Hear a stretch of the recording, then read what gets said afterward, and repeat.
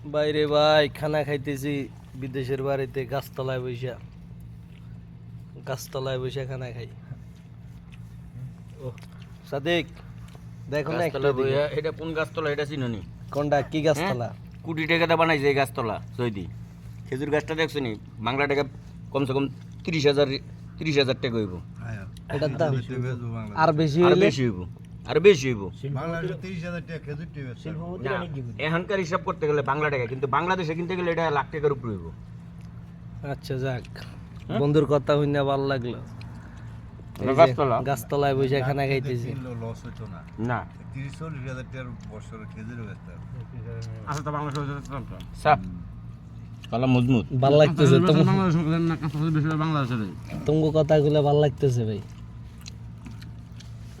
খাও হ্যাঁ মায়ের উপর রাখাও।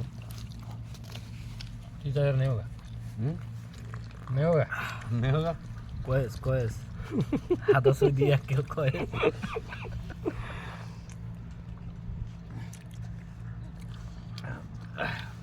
গাছ মানুষে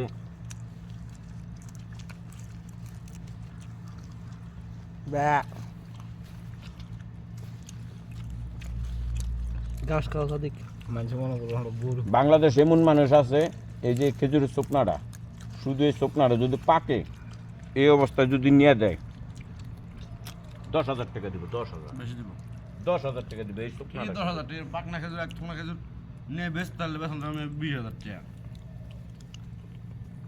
সাবাবাজি চলতেছে সাবাবাজি তাহলে বুঝি না জিনিয়ন হ্যাঁ খাইতে বসে কত কথা চলতেছে। কোন দেশের খেজুর মেজুর যায়